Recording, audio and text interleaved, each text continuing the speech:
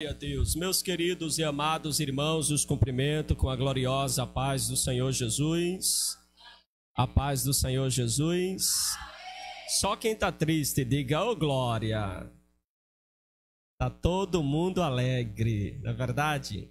Não tem como estar triste numa tarde tão abençoada como esta, não é?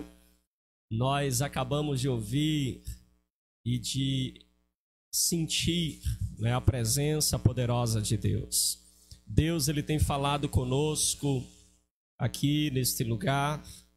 Deus tem se utilizado dos seus filhos, da sua igreja, e nós assim nos alegramos no Senhor, porque ele sempre nos surpreende, irmãos. Você sabe que todo cristão tem seus momentos de lutas, de dificuldades, mas coisa boa é nós confiarmos os nossos cuidados ao Senhor. Pedro disse, lançando sobre ele toda a vossa ansiedade, porque ele tem cuidado de vós. Jesus, uma certa vez, ele instruiu os discípulos que possivelmente estava preocupado. Imagine, Pedro estava abrindo mão da sua pescaria, João, outros apóstolos da sua profissão, Mateus, e cobrador de impostos. Cada um estava abrindo mão das suas atividades. E possivelmente havia uma preocupação no coração dos discípulos. Como a gente vai comer se a gente não estar mais trabalhando no dia a dia na pescaria? Quem sabe Mateus ficou pensando, como eu vou manter minha família se eu não cobro mais imposto e consequentemente perdi meu trabalho? E agora, como será? Possivelmente cada discípulo tinha a sua preocupação, tinha a sua inquietação, a sua dificuldade. E Jesus, sabendo desta dificuldade no coração dos discípulos, que permeou o seu coração o cuidado de comer, de beber, de vestir, Jesus então começa a instruir os discípulos e dá para ele uma instrução encantadora lá no livro de Mateus, no seu formoso Sermão do Monte. Jesus então diz para os discípulos que eles não se preocupassem com coisa alguma. E chama a atenção deles, irmão Val, para os lírios dos campos, para as aves dos céus. E Jesus assim, olhem para elas, veja as aves dos céus. Elas não semeiam. Olhe para os lírios dos campos. Olhem como eles são mantidos, como eles são assistidos. E Jesus faz uma comparação a um dos reis mais ricos de Israel, dizendo, olhem para elas e veja que nem Salomão, em toda a sua glória, foi tão bem assistida, tão bem cuidada, tão bem vestida quanto elas. E Jesus assim, não vos inquieteis por coisa alguma. Buscai em primeiro lugar o reino dos céus, e estas coisas, comida, bebida e vestes, te serão acrescentadas. Aleluia. Como é bom saber que nosso Deus, ele supre as nossas necessidades, meus irmãos. Ele supre. Não nos inquietemos com coisa alguma.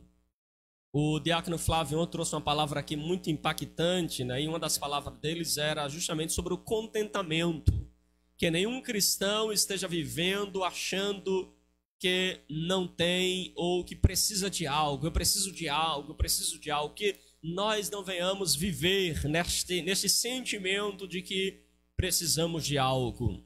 E eu me lembro das palavras do apóstolo Paulo que disse, eu já aprendi a ter fartura e já aprendi também a não ter, a viver em escassez. Eu já aprendi a ter em abundância e também não ter nada. E ele conclui dizendo assim, eu posso todas as coisas naquele que me fortalece. Aleluia. Louvado seja o nome do Senhor dos Exércitos. Meus queridos irmãos, por gentileza, eu vos convido a se colocar de pé. Abra sua Bíblia comigo, por favor, no Evangelho segundo escreveu o evangelista Marcos. Abra no capítulo de número 5. Hoje nós vamos falar sobre uma mulher que sofreu um longo período,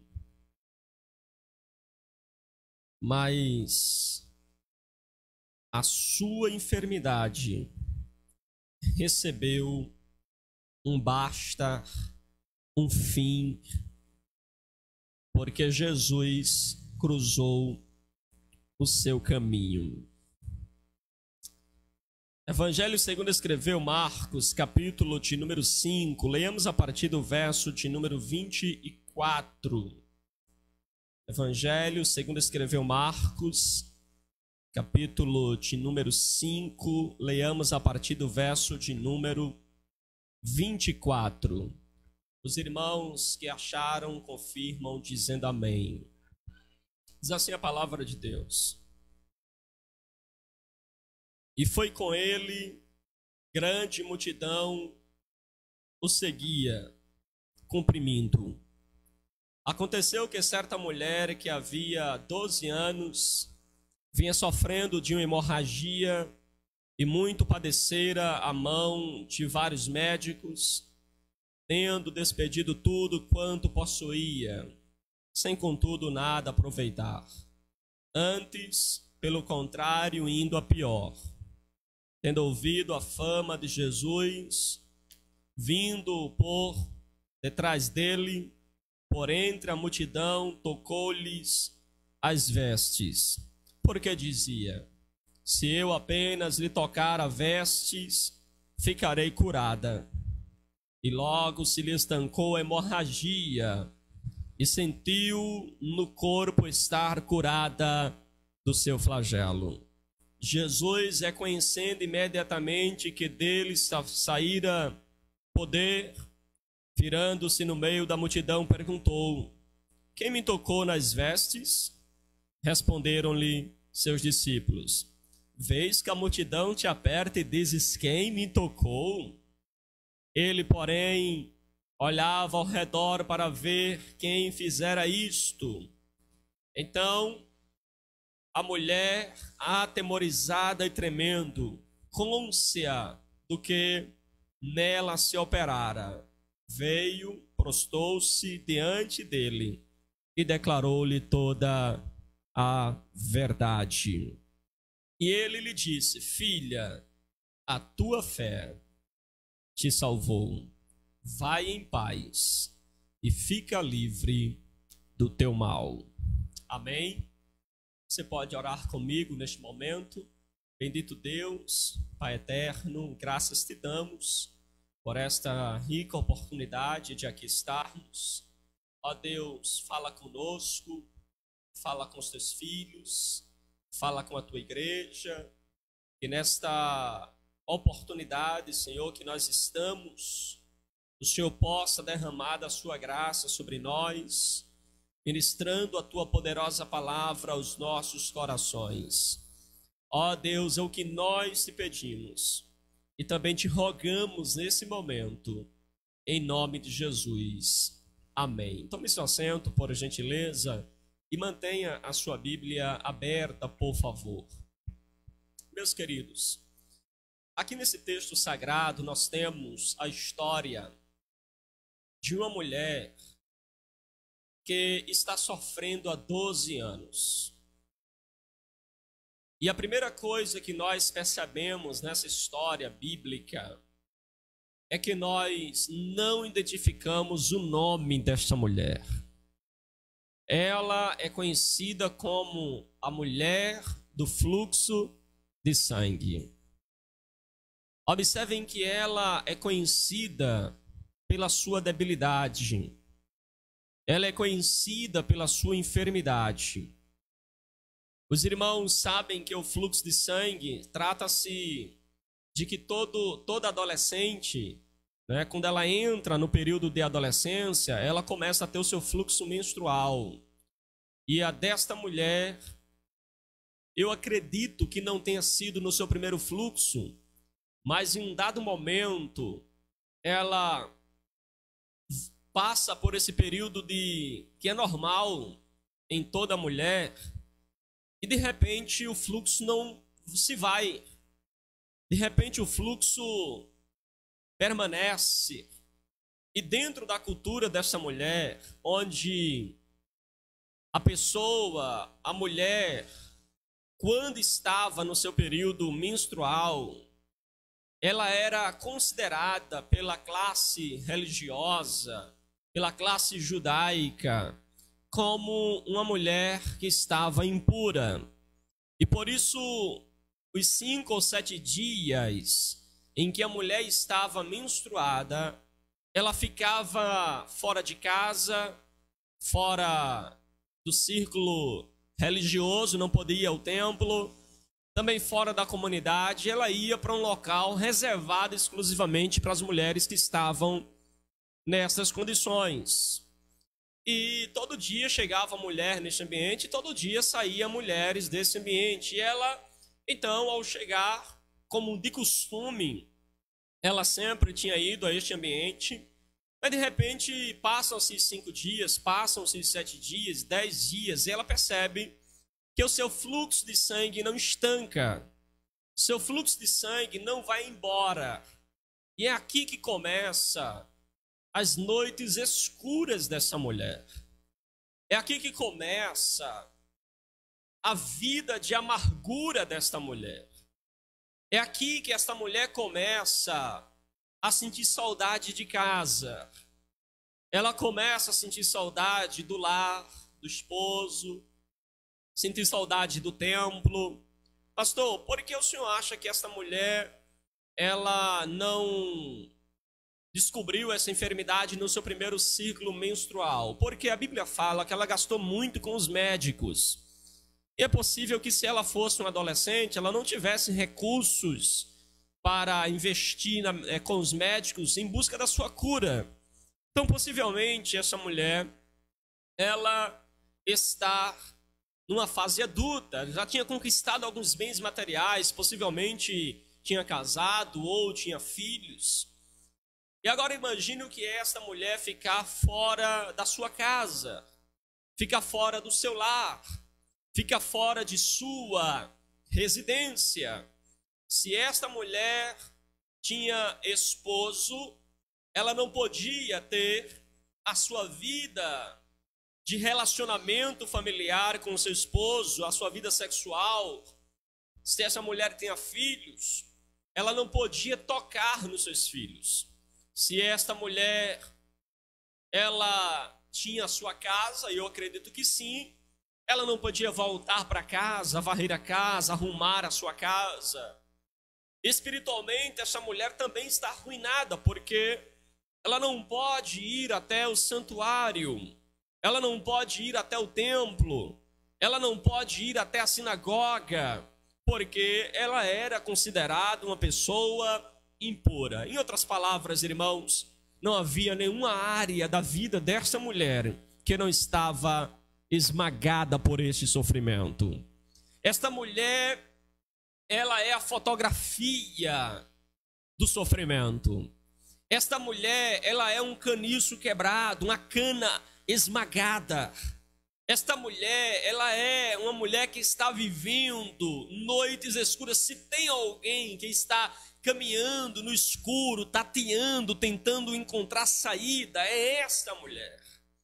Ela está vivendo realmente uma situação terrível. E eu gostaria de chamar a sua atenção para o estado desta mulher, para a condição desta mulher.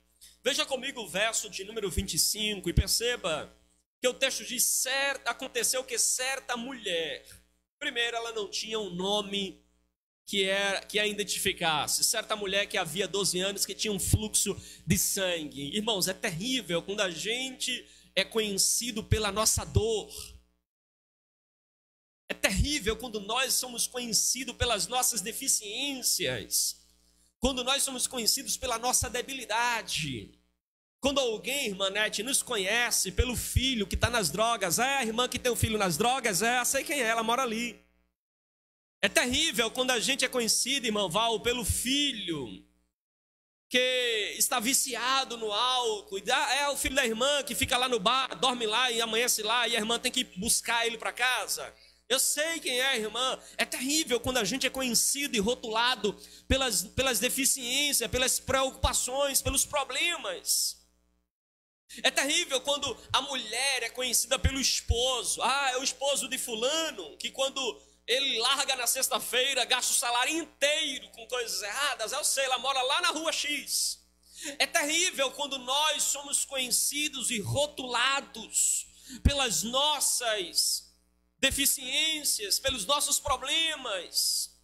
Essa mulher, ela não tem nome, ou pelo menos não é mencionada. Ela é conhecida como a mulher do fluxo de sangue.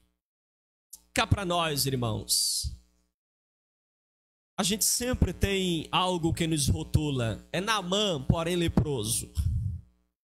É Jacó, o enganador. É Eva, que comeu a fruta. É Caim, sim, aquele que matou o irmão. Irmãos, quando a gente olha para essa história, a gente percebe como essa mulher ela é rotulada. Não que a Bíblia esteja desprezando, mas foi a única forma que Marcos acha de mencioná-la, de forma que todos a conheçam. A mulher do fluxo de sangue. Observem que essa mulher vive estes momentos. Observem, queridos, que essa mulher, diz o texto, ela estava sofrendo há 12 anos com uma hemorragia. Queridos, 12 anos de sofrimento. 12 anos não é 12 dias. 12 anos não é 12 dias. 12 meses. 12 anos é uma longa história. 12 anos, irmãos, que esta mulher, ela está vivendo as noites escuras da sua vida. É 12 anos dormindo num ambiente onde fica somente pessoas impuras. É 12 anos sem poder voltar para casa. É 12 anos sem poder ir ao templo. É 12 anos sem poder ver os filhos ou ter contato próximo com os filhos. É 12 anos padecendo com enfermidade. É 12 anos, irmãos, que a sua alma está ferida. É 12 anos em que essa mulher, ela não dorme direito, com noites mal dormidas, madrugadas insones, sofrimentos sem tréguas. Esta mulher estava vivendo à beira de uma desesperança, irmãos. A palavra de Deus fala em Provérbios capítulo 13, verso 12, que a esperança adiada adoece o coração. Imagine como estava o coração desta mulher. 12 anos sem ver qualquer saída. 12 anos sem ver qualquer esperança. Esta mulher, irmãos, poderia estar com um coração triste. Na versão NVT, Provérbios 13, 12, diz que a esperança adiada faz o coração ficar doente, mas o sonho realizado é a árvore da vida.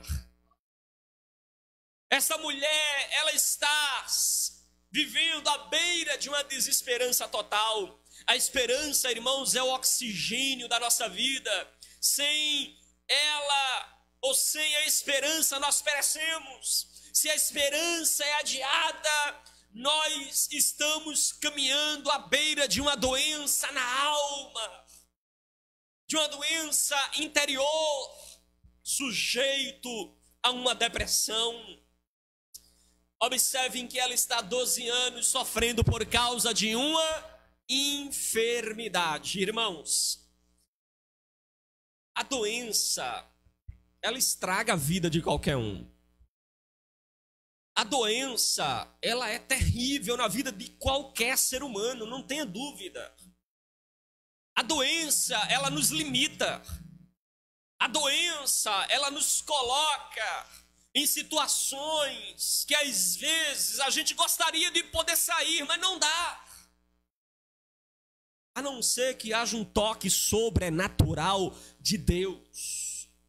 Observem que a doença, irmãos, ela desabilita outras áreas da nossa vida. Porque de que adianta, às vezes, ter uma cama confortável se você não tem saúde?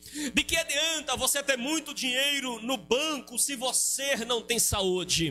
De que adianta ter carro importado na garagem se você não tem saúde? De que vale os bens financeiros se nós não temos saúde, irmãos? A saúde é algo muito importante. A doença, ela é terrível em qualquer ser humano. Quanto vale os tesouros diante das circunstâncias das enfermidades? De que vale dinheiro quando nós estamos padecendo? Quando nós estamos vivendo noites escuras? A verdade, irmãos, é que a doença, ela tira, na maioria das vezes, o sabor dessas coisas. Ela tira da gente a alegria dessas coisas. E quer ver algo terrível, irmãos? É você estar anos a fios, tentando uma saída.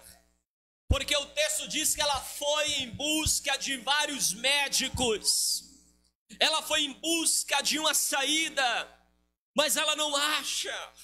Ela bateu na porta do médico A, do médico B, do médico C, e tudo pago, mas não teve qualquer solução.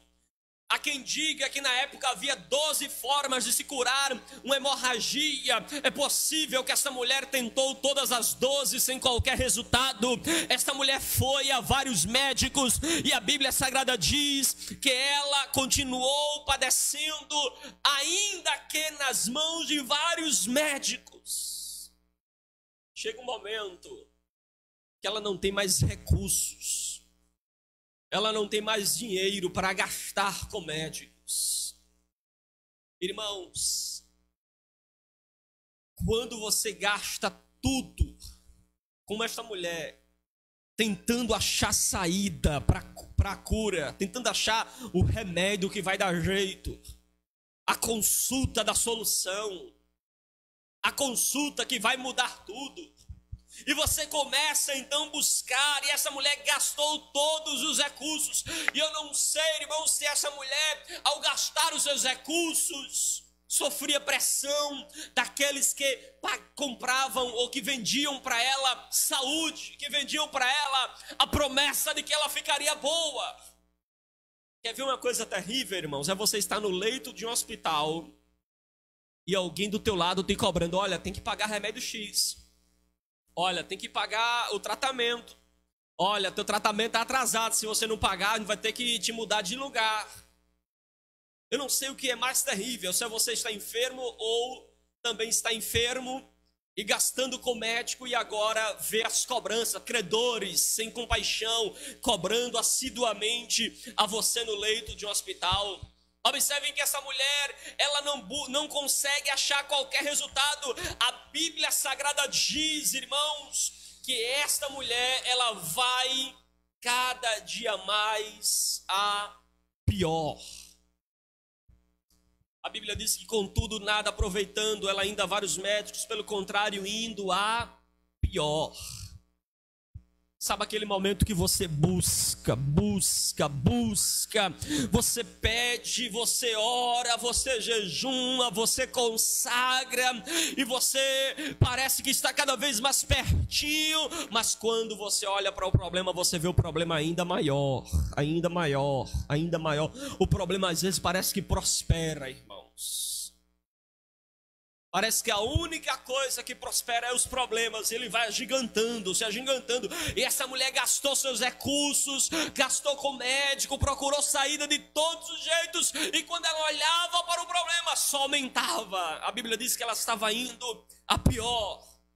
Ou seja, não estava achando a solução que ela precisava, a cura que ela tanto necessitava. Essa mulher é um caniço rachado. Ela acorda todos os dias, irmãos, num corpo que ninguém desejaria. Sangue é vida. À medida que ela perdia sangue, ela estava ficando cada vez mais debilitada. Ela estava, irmãos, prestes a fazer a sua última oração e esperar a sua morte, esperar o fim da sua vida.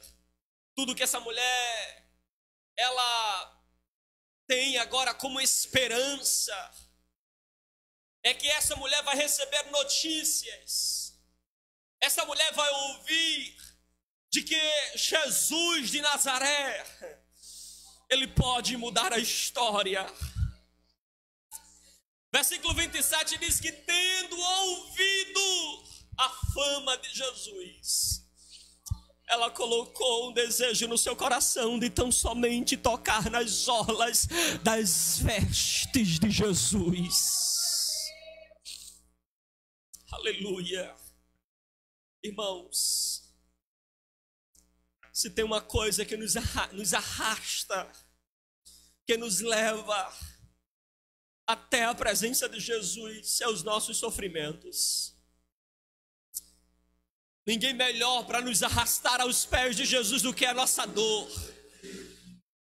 Esta mulher estava há 12 anos padecendo de tal forma que quando ela ouviu falar da fama de Jesus, eu não sei se ela encontrou o cego Bartimeu que disse: eu fui curado, ele pode dar jeito à tua enfermidade. Eu não sei se esta mulher se deparou com alguém que era paralítico e disse: Jesus me fez um milagre. Eu não sei se esta mulher, ela se deparou com alguém que era leproso e testemunhou para ela: Jesus pode curar a tua enfermidade.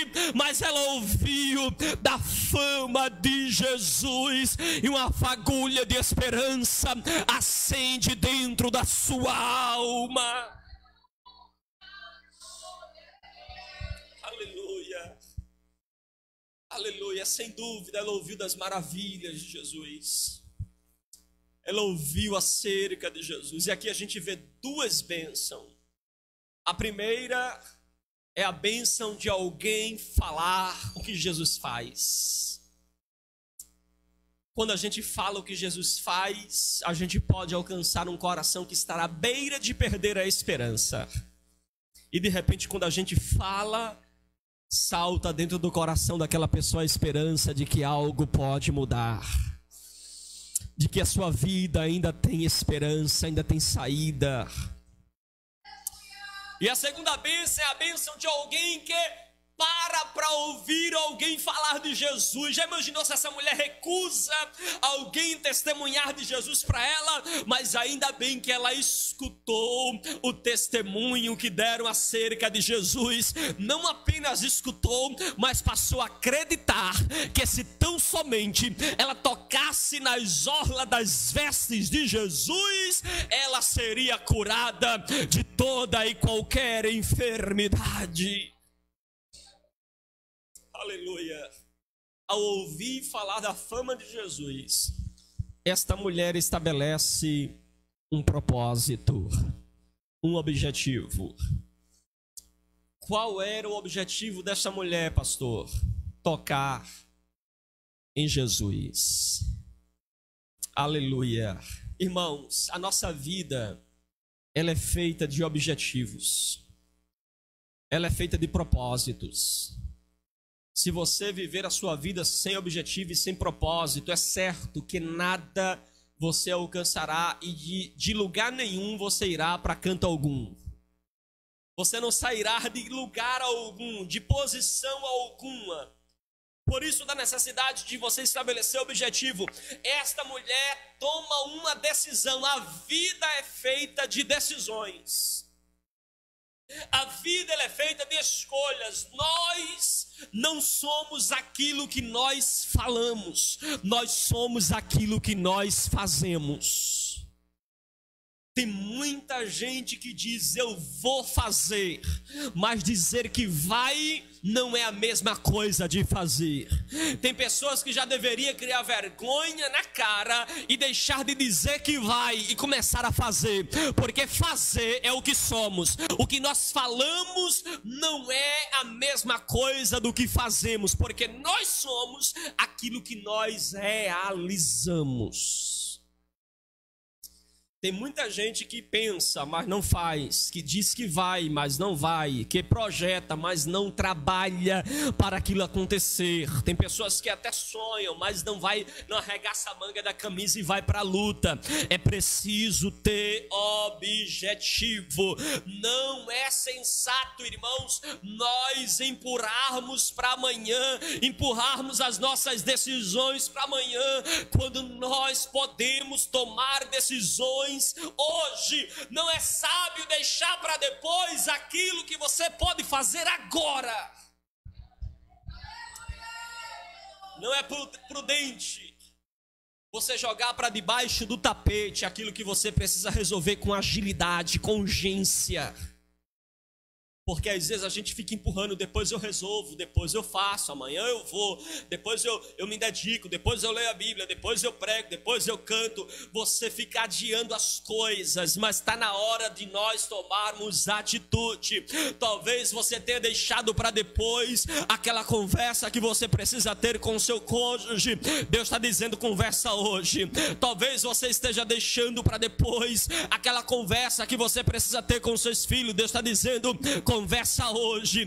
Talvez você esteja deixando para depois aquela conversa que você precisa ter com aquele vizinho, naquele desentendimento. E Deus está dizendo, a hora de conversar é hoje. Toma atitudes hoje. Não empurre para amanhã as decisões que você precisa resolver hoje. Aleluia. Pastor, mas eu estou com medo do desconforto. O que vai ser? Deixa eu te dar um conselho aqui nessa tarde.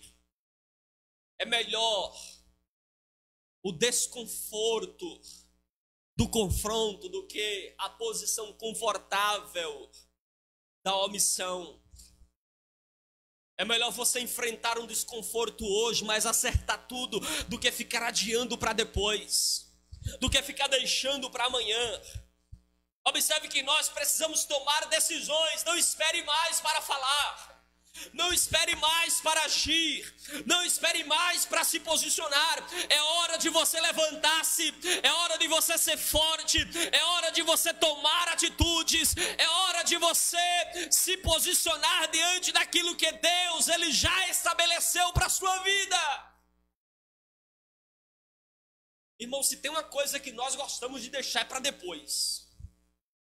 Depois eu faço, depois eu faço, depois eu faço. E o tempo passa. E oportunidades têm asas. Se a gente não agarra, ela vai embora. E nós perdemos as oportunidades. Deixa eu dar um conselho para você aqui. Mantenha a visão de farol alto. Olha por cima dos ombros dos gigantes da tua vida.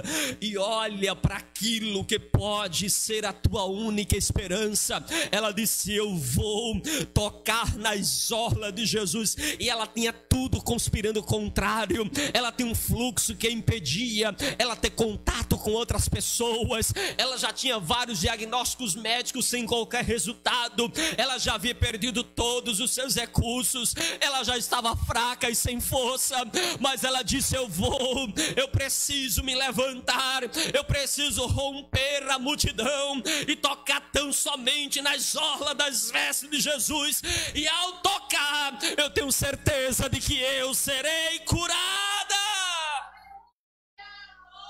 Aleluia, aleluia, diga assim comigo, a minha parte é minúscula se comparada com a parte que Deus vai fazer. Irmãos, você percebeu que a nossa parte é sempre a menor? A nossa parte é, remove a pedra. E a gente fica, Senhor, já cheira mal. Jesus está mandando, remove a pedra, é sua parte. Mas, Senhor, já tá em estado de decomposição. Não te preocupa, essa parte aí não te pertence, essa parte é dele. A tua parte é a parte minúscula, é remover a pedra. E deixa que ele vai gritar, Lázaro, vem fora. Aleluia. Pastor, estou diante do mar vermelho, é muita água, não dá para passar. Tranquilo, tua parte não é abrir o mar. Quem vai abrir o mar é Jesus, é Deus. Mas a tua parte é marchar e tocar com o cajado nas as águas, porque Deus, Ele abrirá para você passar. A tua parte é minúscula se comparado com a parte de Deus. Pastor, Jericó está com uma muralha tremenda, como é que eu vou entrar em Jericó? Não te preocupa, a tua parte é dar 7 voltas. Aleluia.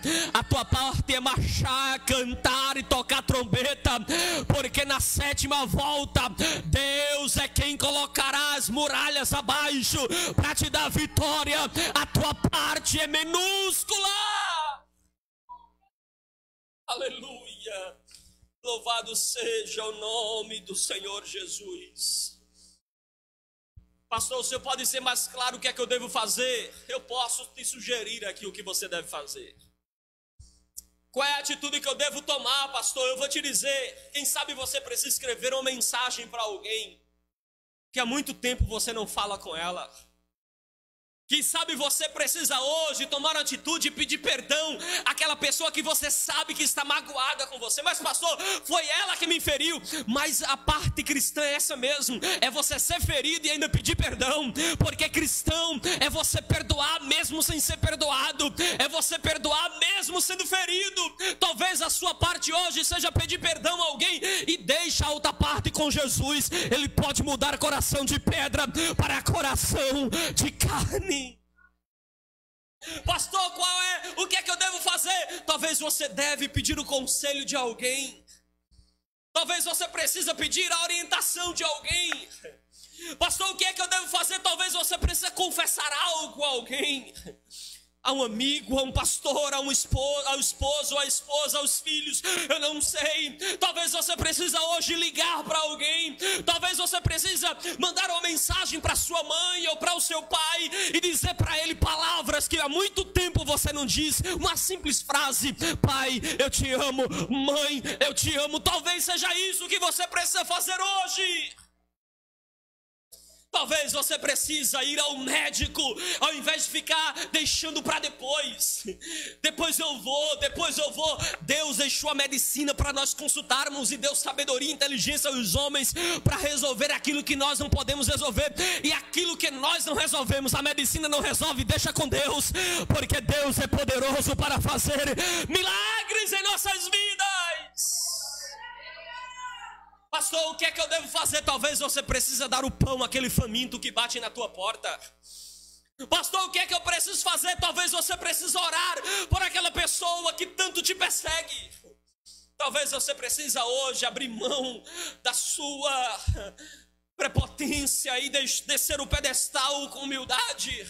Talvez o que nós precisamos é realmente abrir a Bíblia e ensinar alguém. Talvez o que nós precisamos é cumprir o ídolo de Cristo, ir por todo mundo e pregar o evangelho a toda criatura. Eu não sei o que você precisa fazer nessa tarde, mas o certo é, nós não podemos ficar parados. Está na hora de nós fazermos alguma coisa. Está na hora de nós demonstrarmos a nossa fé na prática, porque fé sem obras ela é morta. Aleluia, aleluia. Tome atitudes, porque Deus vai responder às tuas atitudes. Tome atitudes, porque Deus vai dar resposta ao teu clamor. Oh, aleluia. Clame a Ele, porque Ele pode mudar o quadro da tua história. Talvez o que você precisa é abrir o coração com Deus. Oh, calaio, calabarada, caralaio, calabarada. O Espírito do Senhor está falando conosco aqui nessa tarde. Eu sei que você já vai tomar atitudes diferentes a partir de hoje. Atitudes que vai mudar a tua história por completo. Atitudes que vai te fazer sair de 12 anos de sofrimento para viver momentos de alegria. Atitudes que vai te tirar de momentos onde você desperdiçou tudo com médicos para viver agora a saúde que Deus te dá. Deus estará abrindo as janelas dos céus sobre este lugar e derramando saúde espiritual, saúde emocional, saúde física. Deus vai confundir a medicina ao teu respeito e vai te mostrar o milagre dele.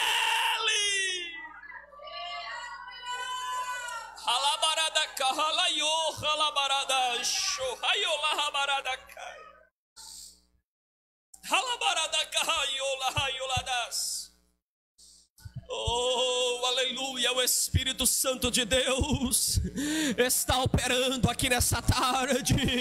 Você que está em casa neste momento, abre a boca para glorificar e exaltar, porque Deus se visita aí no interior da tua casa. Deus, Ele te visita. Deus, Ele está te convidando a tomar atitudes.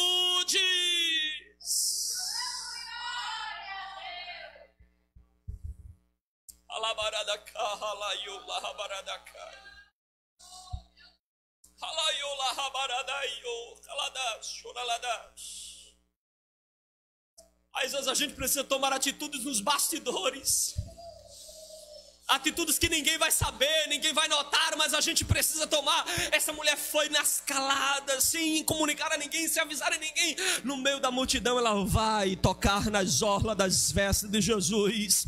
Essa mulher, ela vai silenciosamente tocar em Jesus, mostrando, irmãos, a humildade do seu toque, o silêncio daquilo que ela precisava. Ela toca nas vestes, na bainha ou na borda das vestes de Jesus. Ela então toca suavemente, irmã Val. Aleluia, aleluia. Quando ela toca, sai poder de Deus para a vida dela. Aleluia. Oh,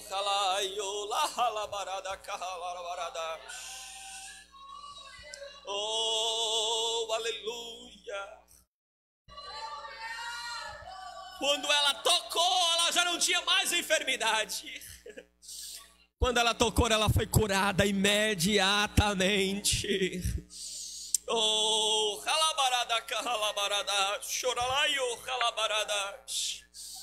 o seu toque foi intencional, o seu toque foi proposital, o seu toque foi confiante. Eu vou ser curada. O seu toque foi eficaz. Quando ela toca, imediatamente ela é curada de sua enfermidade. Eu sei que tem crente tocando pela fé em Jesus Cristo nesta tarde, e quando você toca, Jesus opera. E quando você toca pela fé, Jesus Cristo libera milagres para a tua vida. Oh, aleluia, aleluia. Oh, aleluia. Receba a cura física aqui nesta tarde. Receba a cura física aqui nesta tarde. O Espírito do Senhor está neste lugar. Ele habita dentro de você e Ele está restaurando, derramando virtude. Receba a cura de Deus nesta tarde.